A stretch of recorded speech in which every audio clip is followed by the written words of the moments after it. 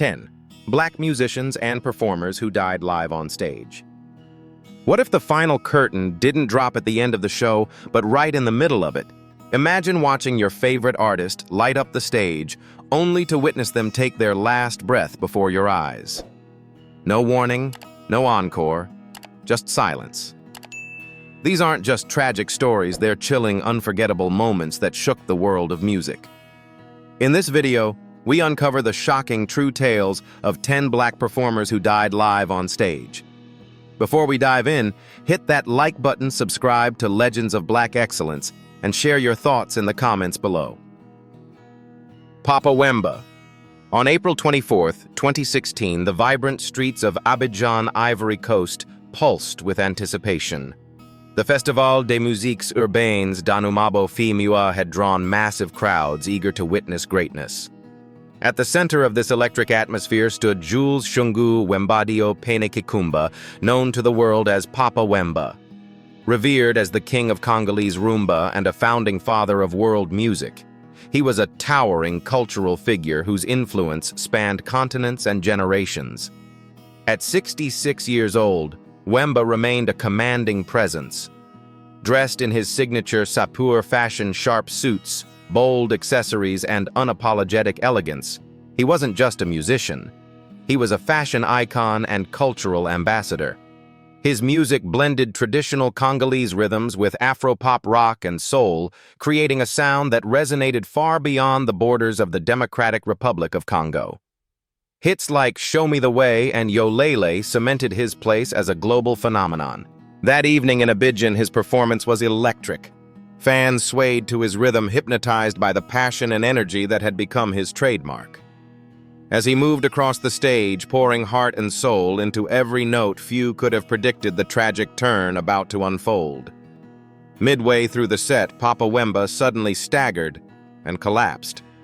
For a moment, the audience thought it was part of the act. The dancers froze. The band fell silent. But then, panic set in. Medical personnel rushed to the stage. CPR was administered on-site before he was taken to a nearby clinic. Despite efforts to revive him, he was pronounced dead shortly thereafter. Early reports pointed to a seizure. Some speculated cardiac arrest. Regardless of the cause, the impact was immediate and devastating. Africa had lost one of its most beloved sons live in front of thousands.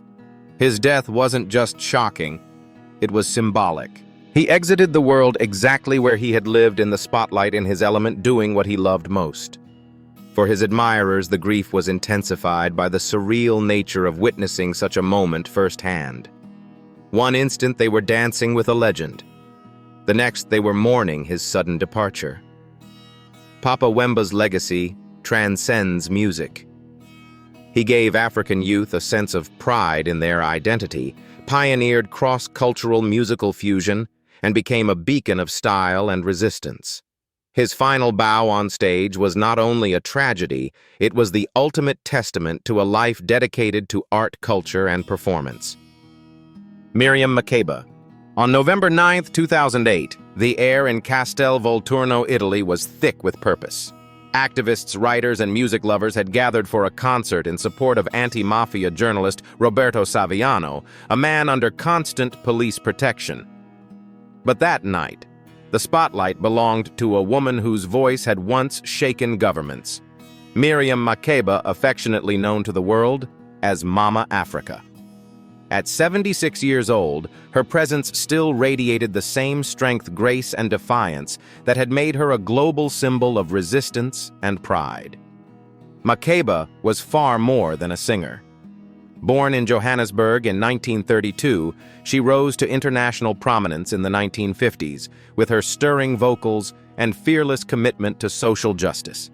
Banned from her homeland for over 3 decades due to her outspoken opposition to apartheid, she used her exile to become a voice for the voiceless, performing before the United Nations and befriending world leaders who supported human rights. Songs like Pata Pata Malaika and the Click Song were not only musical masterpieces, they were acts of protest wrapped in rhythm. That night in Italy, her performance was both nostalgic and defiant. She took the stage to thunderous applause, her iconic voice still strong, still commanding. When she sang Pata Pata, the crowd erupted in joy, unaware that they were witnessing a farewell performance. As she stepped off stage after her set, her body faltered. Within moments, she collapsed. Paramedics rushed her to the Pineta Grande clinic, but efforts to revive her failed.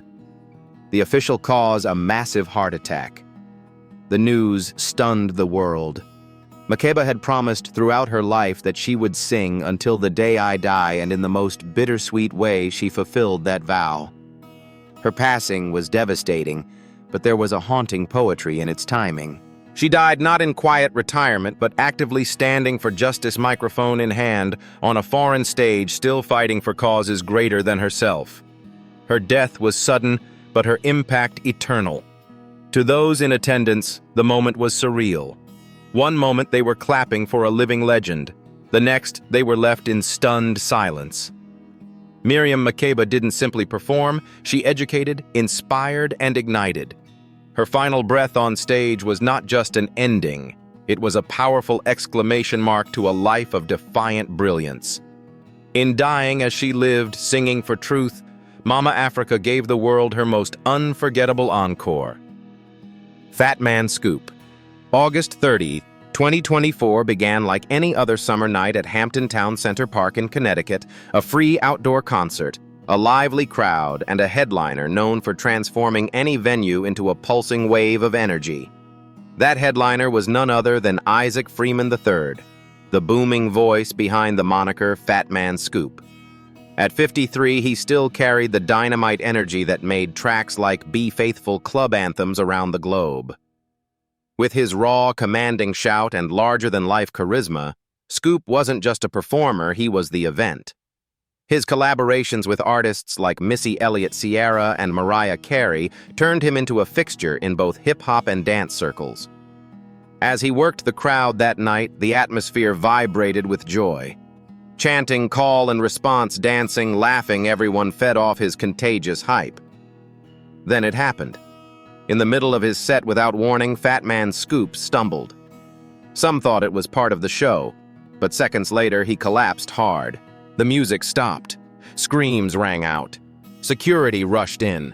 Fans stood frozen, watching their hero lie motionless on stage.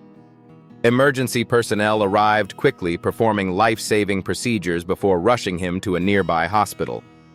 Later that evening, the heartbreaking announcement came: Fat Man Scoop had passed. Though the official cause remained undisclosed, sources close to the event cited cardiac arrest. A man known for igniting crowds had delivered his final call. The silence that followed was unlike anything fans had ever experienced, louder than his most explosive chorus. His death shocked not just concert-goers, but the entire music industry. A hype man to millions, his voice had been a symbol of celebration, a constant at parties and sporting events. Now that unmistakable roar had gone quiet forever. Tammy Terrell. It was October 14, 1967, and Motown was at the height of its glory. That night on the stage of Hampton-Sydney College in Virginia, two of its brightest lights. Tammy Terrell and Marvin Gaye were set to deliver one of their signature, soul-stirring performances. At just 22 years old, Tammy exuded youthful energy and radiant beauty, her voice already etched in history through duets like Ain't No Mountain High Enough and Your Precious Love. But behind her dazzling smile was a secret pain. For weeks, she had suffered from debilitating headaches. Refusing to cancel shows, she pressed forward, determined to fulfill her commitment to music and to Marvin, her close friend and collaborator. That night, in the middle of a song, the unimaginable happened. Mid-verse, she faltered. Her knees buckled. And then she collapsed right into Marvin's arms. The audience gasped. The band stopped.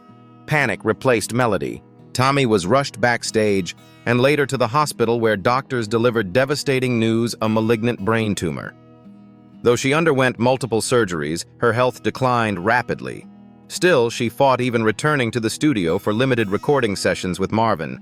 But the disease proved relentless. On March 16, 1970, less than 3 years after that fall, Tammy Terrell passed away just months before her 25th birthday. Her death devastated Marvin Gaye, who withdrew from public life and later said he never fully recovered from losing her. Tammy's collapse wasn't just a tragic on-stage incident, it was a heartbreaking preview of an even greater loss to come.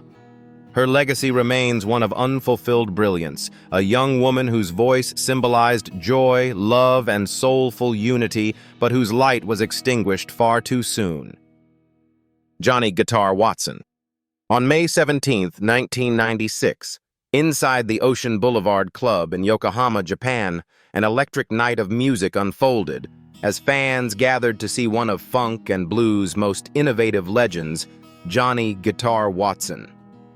Known for his genre-defying career and flamboyant persona, Watson was in the midst of a successful tour. At 61, he hadn't slowed down. If anything, he had only sharpened his edge. His guitar work was as razor-sharp as ever, his stage presence untouched by time. Watson's career had spanned 5 decades, starting in the 1950s, with blistering blues tracks like "Gangster of Love" and "Space Guitar." By the 1970s, he transformed into a funk pioneer, crafting hits like "A Real Mother for Ya" and "Superman Lover" that earned him legions of devoted fans. Artists from Jimi Hendrix to Snoop Dogg cited him as a key influence. That night in Yokohama, the crowd swayed to the thick grooves of his band.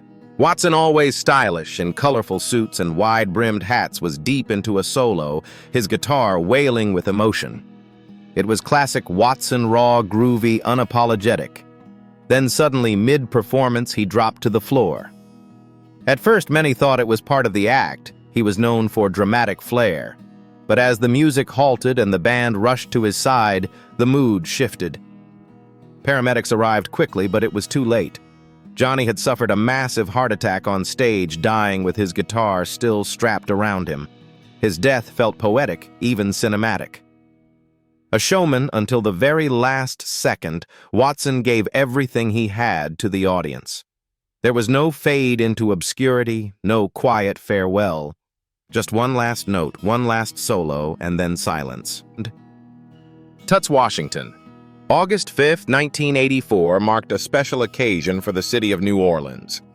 As part of the Louisiana World Exposition, the city's rich cultural history was on full display, and with it one of its most cherished musical sons, Isidore "Toots" Washington. At 77, Toots was more than a pianist. He was a living bridge between generations of New Orleans music, carrying the spirit of ragtime blues and early jazz in his fingertips.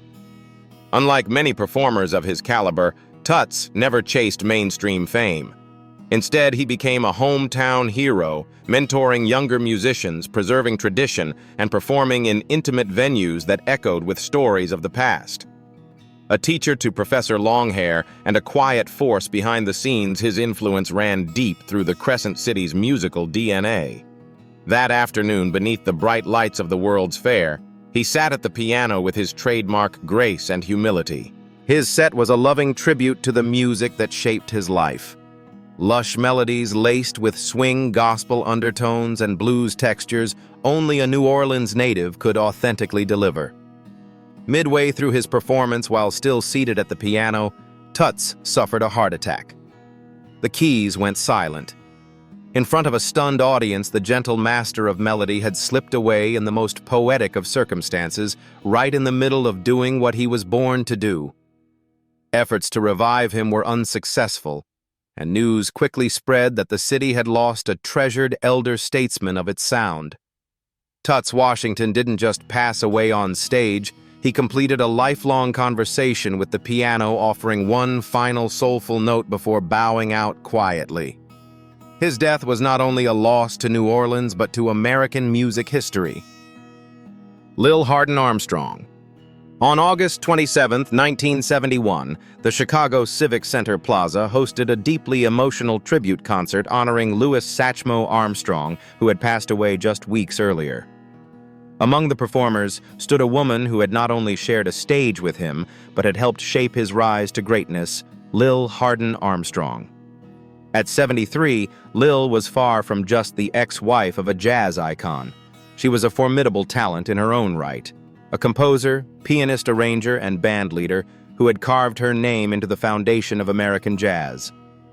Born in Memphis in 1898 and classically trained, Lil had joined King Oliver's Creole jazz band in the 1920s, where she met and eventually married Louis Armstrong. She played a pivotal role in his transition from sideman to star, encouraging him to strike out on his own and even shaping his early recordings with her arrangements and business acumen. Though their marriage ended, her impact on jazz and on Louis's career was indisputable.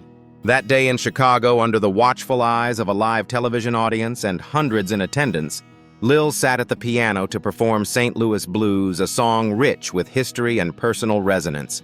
Her fingers glided across the keys, conjuring memories of jazz's earliest days and a love both musical and personal. But then tragedy struck.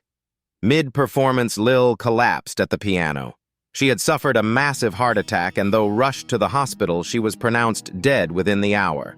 It was a stunning, surreal moment. An artist dying while performing a tribute to the man she had once loved and inspired. Lil Hardin Armstrong's death was as poetic as it was heartbreaking. She passed not in obscurity, but in tribute on the stage, with her hands still singing her story. A trailblazer in a male-dominated era, she died not just performing jazz, but as a defining part of its soul. Philippe Wynne. On the night of July 14, 1984, Ivy's nightclub in Oakland, California was electric with anticipation. On the bill was Philippe Wynne, former lead vocalist of the Spinners and one of the most charismatic voices in soul music. With hits like Could It Be I'm Falling in Love, I'll Be Around, and the infectious rubber band man, Wynne had delivered the soundtrack to countless love stories and late-night dance floors.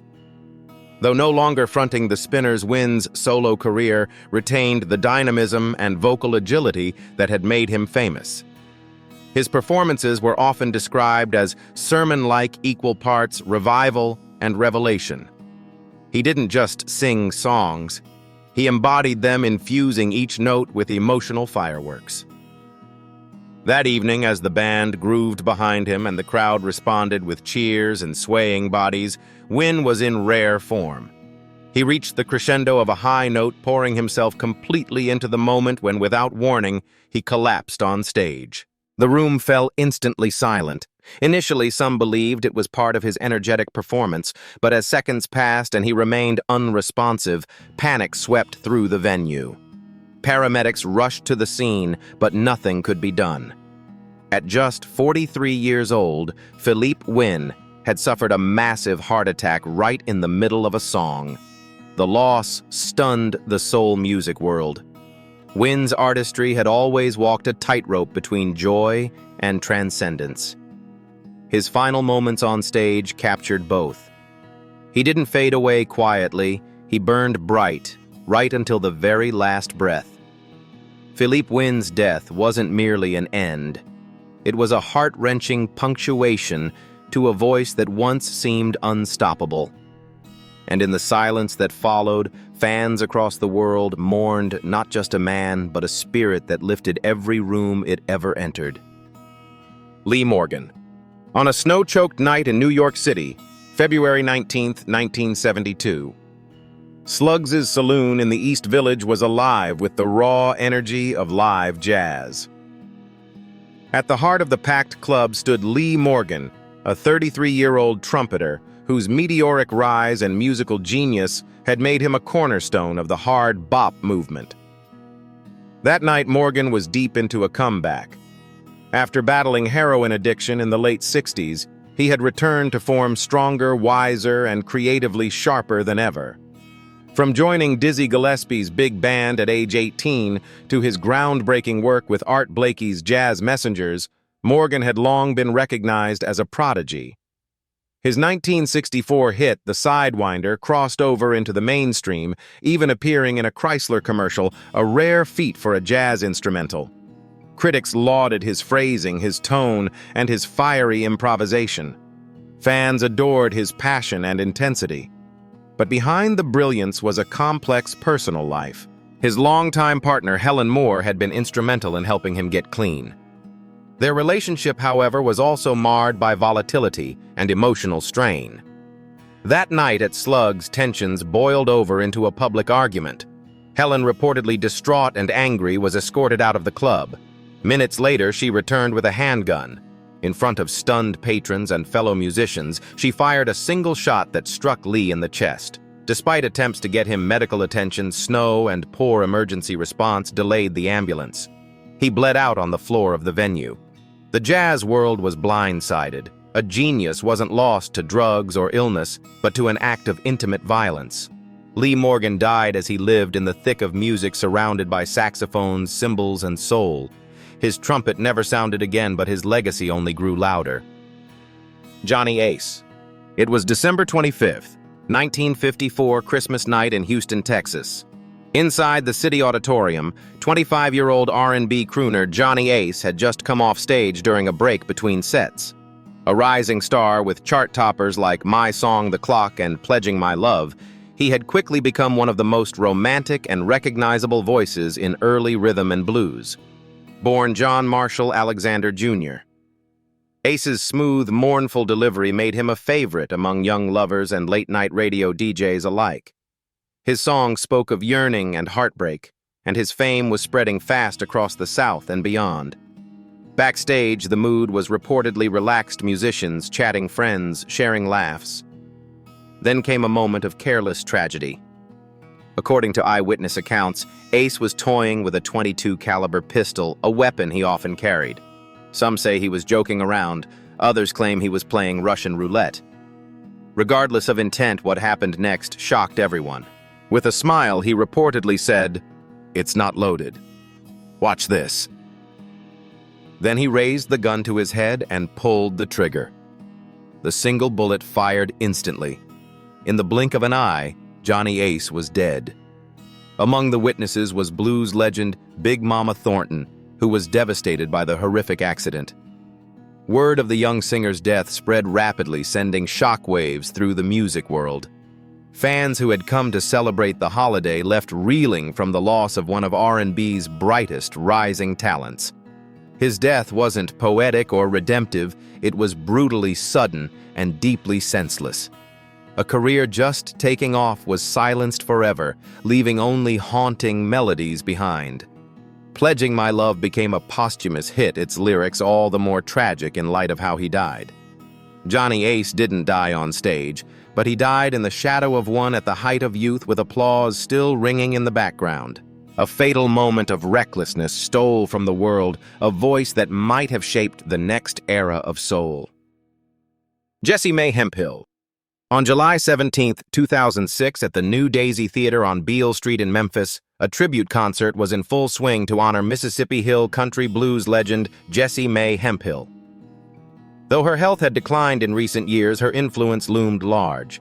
As the granddaughter of fife player Sid Hemphill, Jessie Mae carried the deep primal sound of North Mississippi blues in her veins. With a gravelly voice, fierce independence, and unmatched rhythm, she emerged as one of the few women to make a name in the raw, male-dominated world of juke joint blues.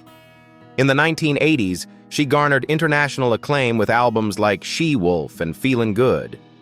Performing solo with just a guitar and foot tambourine, she captivated audiences with her minimalist, trance-like sound. Her music echoed generations of rural black life, pain, joy, survival, delivered with no frills and no apology. But the 1990s brought hardship. A stroke left the left side of her body paralyzed, effectively ending her guitar playing. Still, Jessie Mae didn't retreat into silence. She kept singing occasionally, appearing with just a tambourine, and that unmistakable voice now weathered, but still full of fire. Her final performance came in a small Memphis church far from the raucous juke joints of her youth.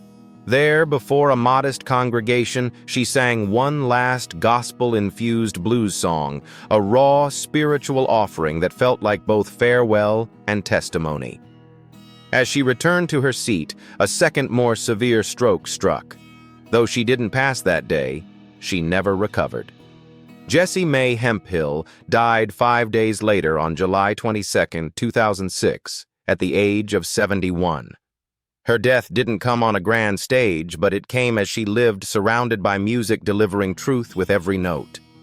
Her voice may be gone, but her spirit still rattles like a tambourine in the soul of Southern blues. Big Joe Turner. November 24, 1985, in Inglewood, California, blues and early rock and roll fans gathered to witness the legendary Big Joe Turner, a towering figure whose career spanned from Kansas City nightclubs in the 1930s to the forefront of the rock and roll explosion in the 1950s. Known as the Boss of the Blues, Turner's booming voice powered classics like Shake, Rattle, and Roll, Honey, Hush, and Corinne Corina. His vocal intensity bridged the worlds of swing rhythm and blues and rock, earning him a place in the Rock and Roll Hall of Fame in 1987.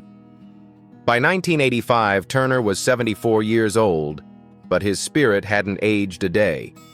On that night, he stepped on stage and did what he had done for over 5 decades: command attention. His baritone was still powerful, his phrasing rich with emotion. The band swung behind him and the crowd clapped along, unaware that they were witnessing the final act of a true American original.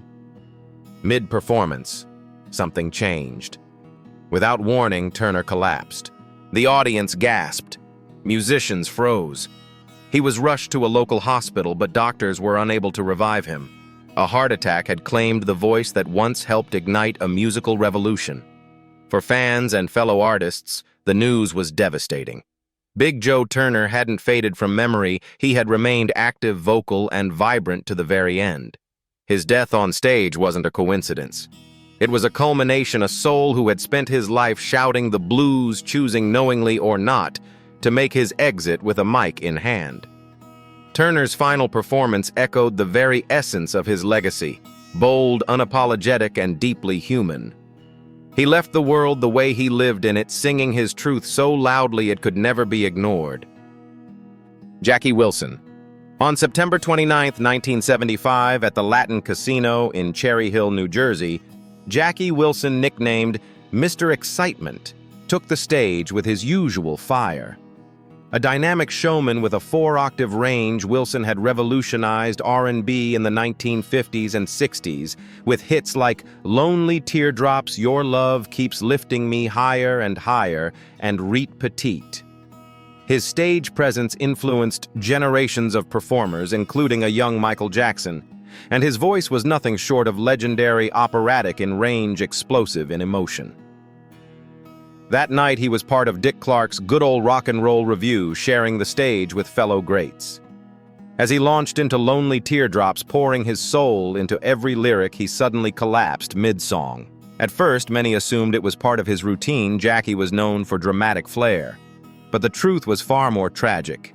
He had suffered a massive heart attack followed by a severe brain injury when his head struck the stage. Wilson was rushed to a nearby hospital, and though he survived, he never regained full consciousness. He spent the next 8.5 years in a minimally responsive state, unable to speak, sing, or move freely. On January 21, 1984, at the age of 49, Jackie Wilson died from complications of pneumonia. His demise was heartbreaking, not only for its suddenness, but for its cruel longevity. The man who once electrified crowds with every spin kick and soaring note had been silenced not instantly, but gradually robbed of his abilities while the world watched his legacy grow in his absence.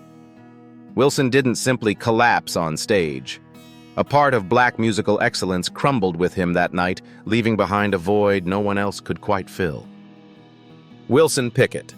By January 19, 2006, Wilson Pickett, the gritty soul powerhouse behind In the Midnight Hour, Mustang, Sally, and Land of 1,000 Dances, had long solidified his status as one of soul music's fiercest voices.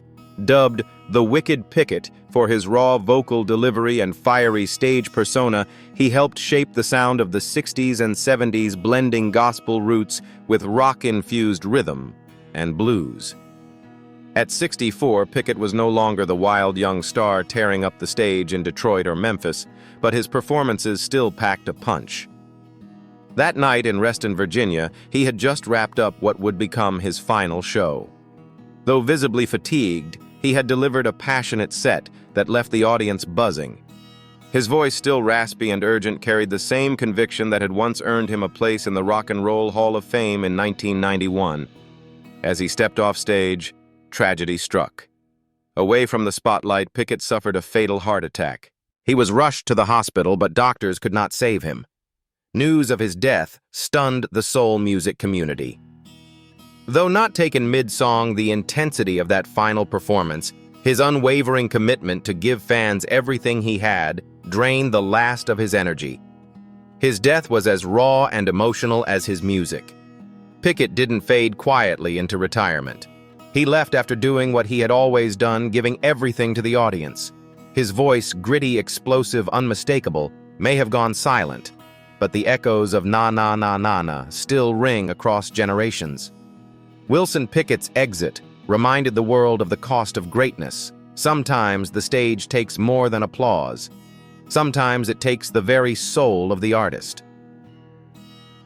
Some say dying on stage is the ultimate act of devotion to one's art, a final performance etched in eternity. But is it noble, or is it a sign that the industry demands too much from its legends? From Jackie Wilson's heartbreaking collapse to Papa Wemba's poetic farewell, these tragic endings raise a powerful question. Should the stage ever be a place where life ends, or is it the only fitting exit for those who lived to perform? Let us know what you think in the comments. Don't forget to like, share, and subscribe to Legends of Black Excellence for more untold stories.